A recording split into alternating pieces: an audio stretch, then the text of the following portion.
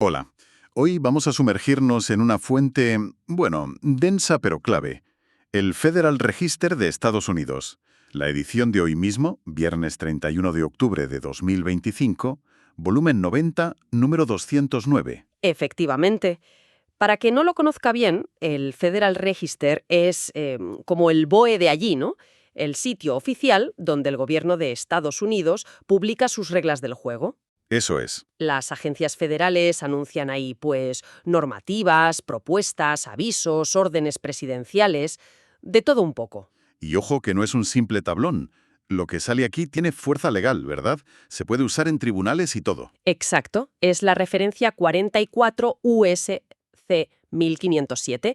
Se publica cada día laborable, menos festivos, y lo importante es que está gratis online en govinfo.gov y federalregister.gov. Aunque si eres muy de papel, prepara la cartera. Casi $900 al año más envío. Sí, una pasta. Por eso la versión online es fundamental. Y bueno, nuestra idea hoy es meternos a fondo en esta edición, sacar lo más interesante, lo más llamativo. Ver cómo estos textos, que a veces parecen un poco áridos, pues reflejan decisiones que nos afectan. Claro, ver la trastienda de las políticas públicas. Hoy hay temas de medio ambiente, educación, seguridad. Incluso inmigración. Exacto. Vamos a buscar esas pepitas de oro en el río de la burocracia. Empezamos, si te parece, por las normas ya cerradas, las acciones finales. Hay una de la EPA, la Agencia de Protección Ambiental. Sí, esta es interesante. La EPA ha decidido eximir de fijar un límite máximo de residuos para un pesticida microbiano, un fungicida, para ser exactos, Ajá. basado en una bacteria, la Pristia megatherium. Una cepa concreta, la SIMM 36613. La petición venía de una empresa, Índigo A. Espera, eximir del límite de residuos. ¿Eso quiere decir que la EPA lo considera totalmente seguro o cómo va? Pues su conclusión es que sí, que hay una certeza razonable de no daño. Es la frase que usan. Mm, Argumentan que la bacteria no es tóxica, ni patógena, ni infecciosa para humanos, y además que la exposición es baja, ¿Por qué baja? porque se aplica al suelo o a las semillas al principio del cultivo, ¿sabes? No es algo que se eche sobre el alimento directamente al final, ni se use en casas. Y dicen que con lavar los alimentos, pues se iría. Vale, Y recalcan que han mirado especialmente el riesgo para bebés y niños. entiendo. Entonces, en la práctica, esto le facilita la vida a los agricultores que usen este producto. Menos papeleo, menos controles. Justo eso, simplifica el uso. Ahora, como siempre en estos casos, hay un plazo para presentar objeciones, hasta el 30 de diciembre de este año. Y la EPA, como es habitual, prefiere que se haga online. Vale, pues de las bacterias buenas para el campo, pasamos a un tema bien distinto. Educación y préstamos estudiantiles. Hay una norma final del Departamento de Educación sobre la condonación de préstamos por servicio público, el PSLF. Este cambio es bastante más complejo y sí, ha levantado polvareda, mucha. Por ello. Básicamente, lo que hace es introducir nuevas condiciones, nuevos motivos por los que una organización puede perder su estatus de empleador calificado para este programa de condonación. O sea que si trabajas para una ONG o una entidad pública, podrías verte afectado si esa entidad pierde la calificación. Exacto.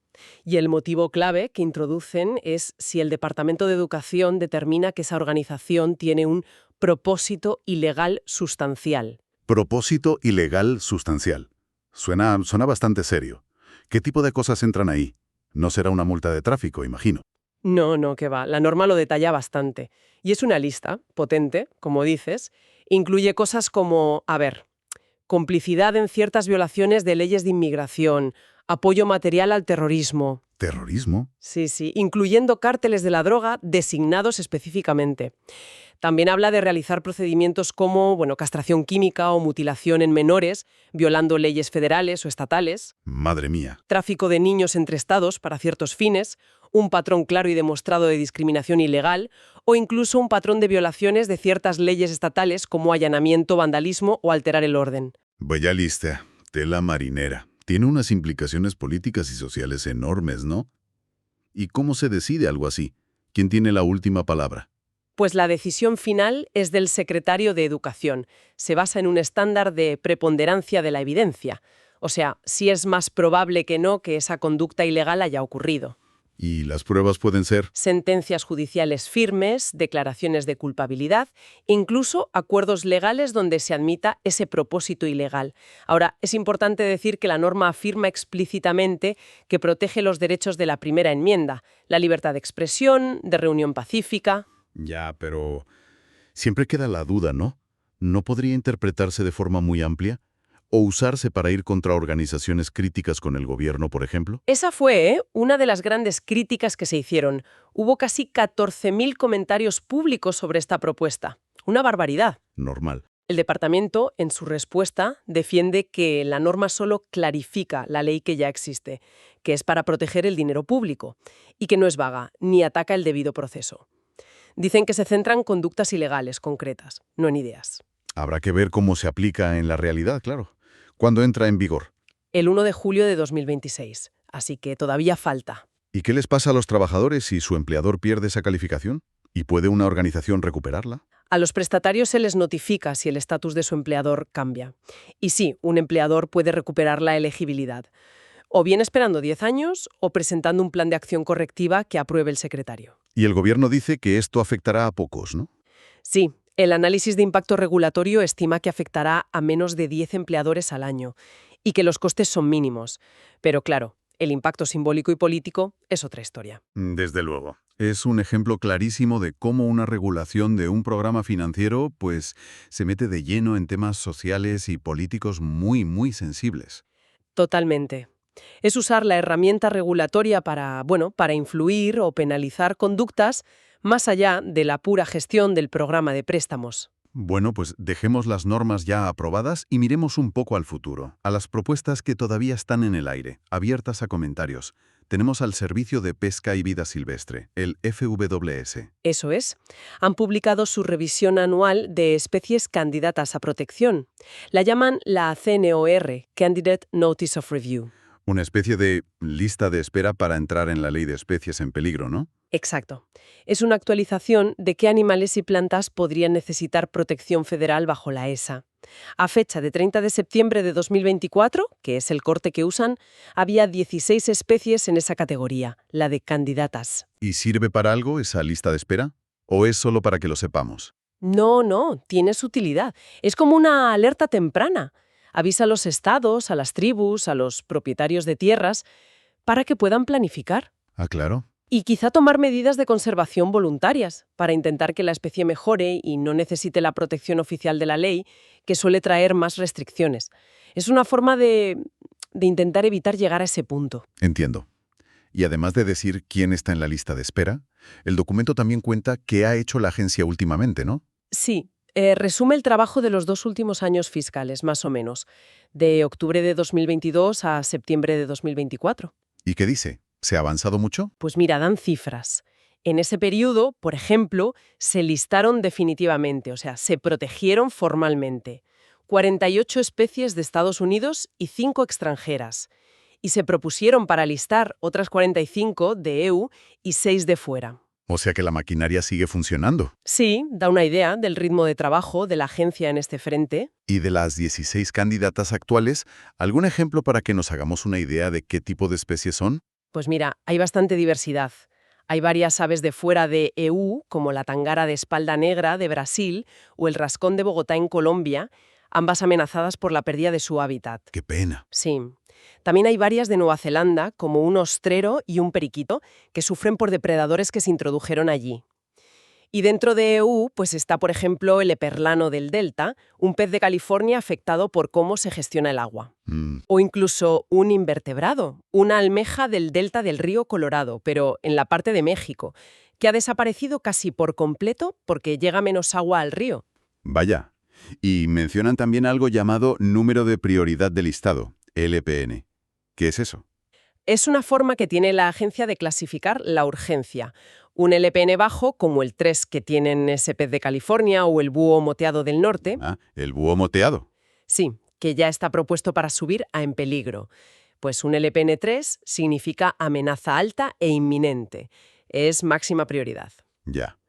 En cambio, un LPN más alto, como el 8, que tiene la almeja mexicana, indica que la amenaza es más moderada o menos inminente.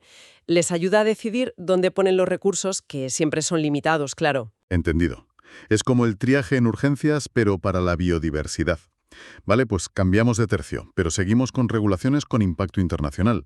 Vamos a la sección de notificaciones. Hay una renovación importante de una orden contra una aerolínea de Irán, Mahan Airways. Sí, esto viene de la Oficina de Industria y Seguridad, la BIS. Quieren renovar una orden de denegación temporal, una TDO, contra Mahan Airways. Esta orden lleva activa, con renovaciones, desde 2008. ¿Desde 2008? ¿Y por qué tanto tiempo?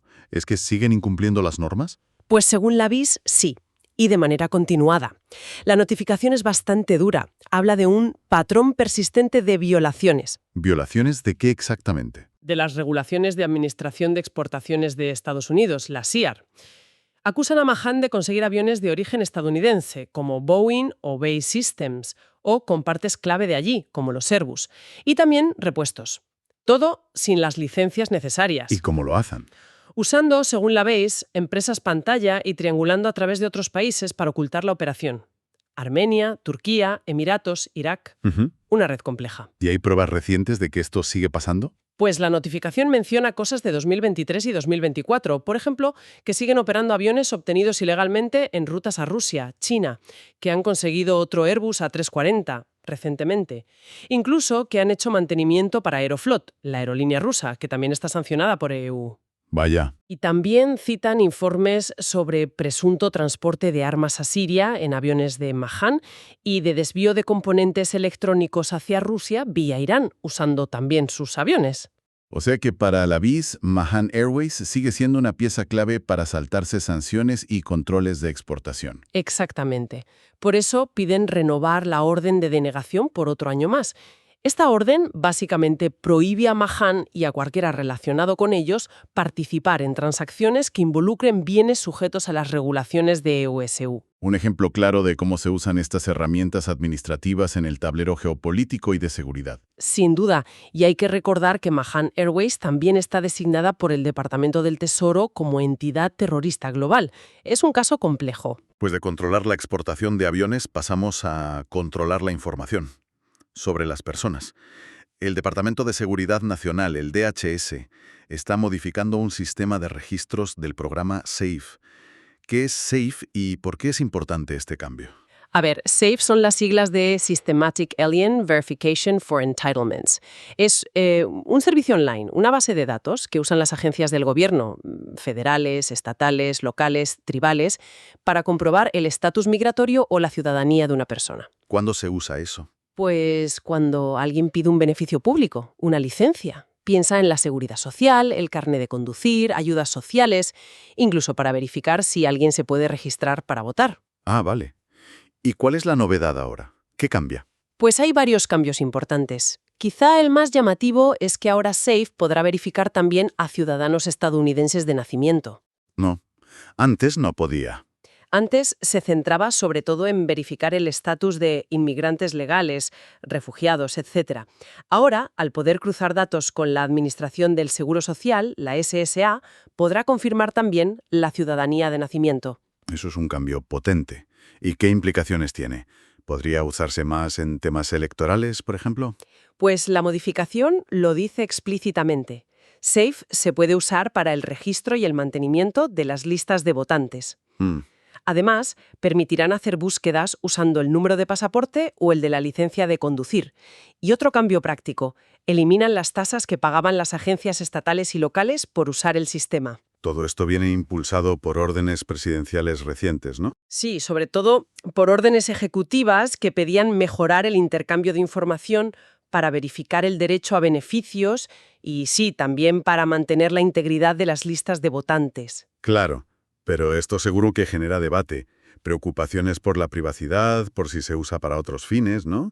Como perseguir inmigrantes. La notificación del DHS insiste en que SAFE se rige por la ley de privacidad y que la información no se debe usar para lo que llaman Administrative Immigration Enforcement, o sea, para deportaciones o sanciones migratorias no penales.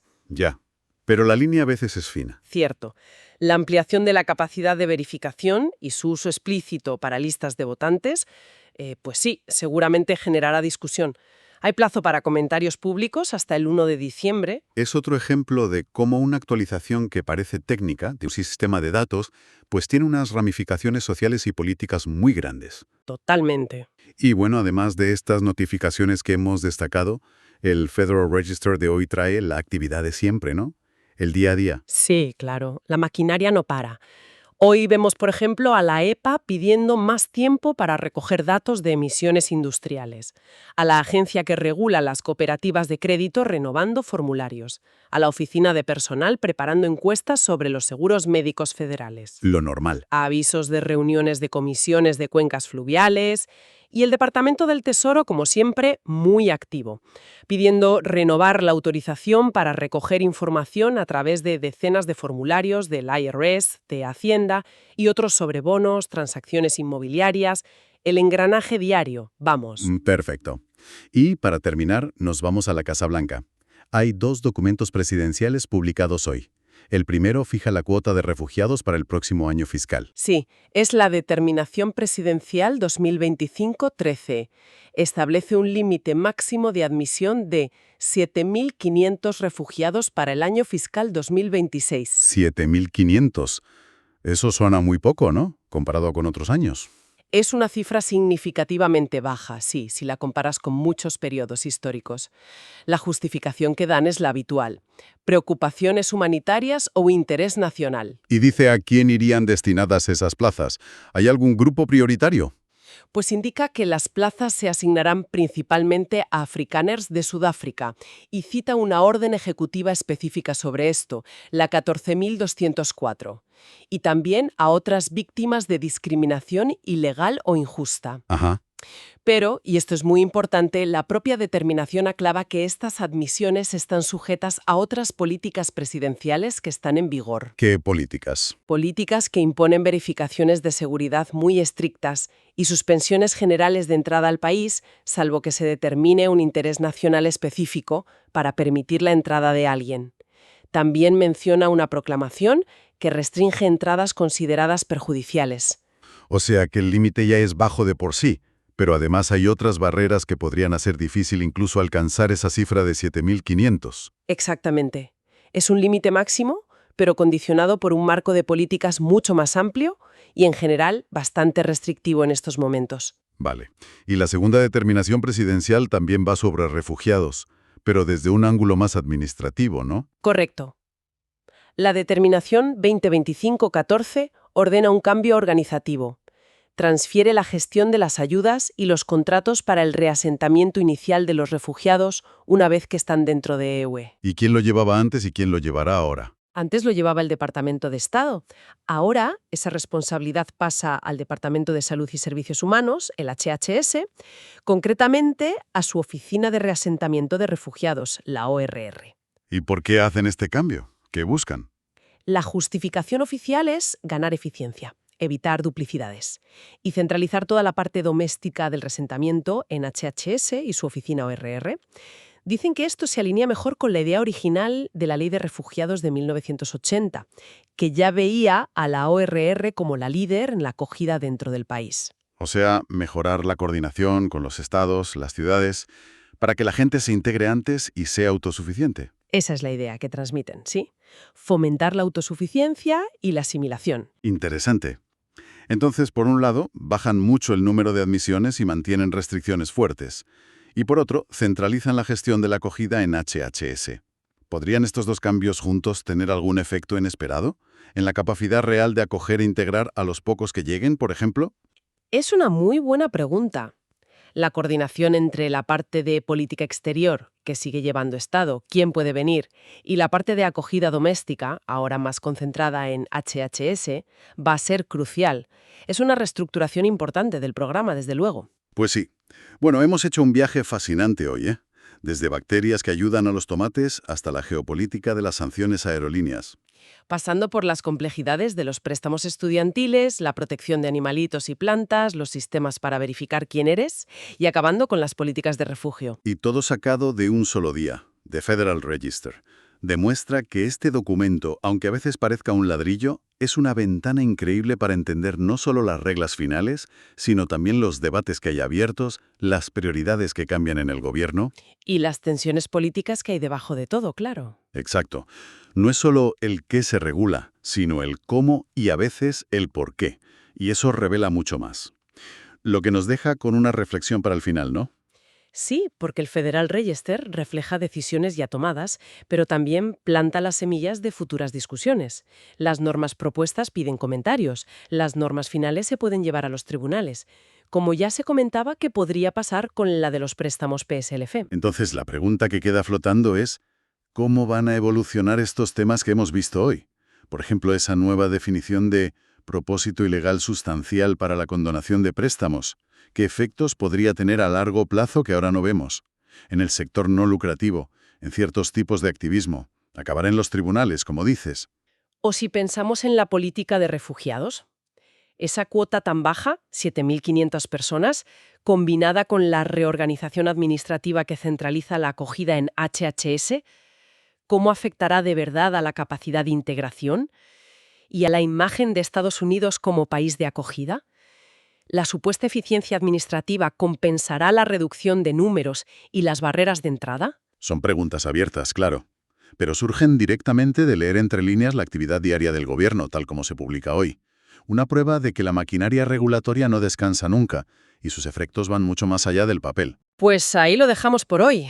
Una inmersión en el día a día de la regulación que, bueno, esperamos que haya sido reveladora. Gracias por acompañarnos en este análisis. Hasta la próxima.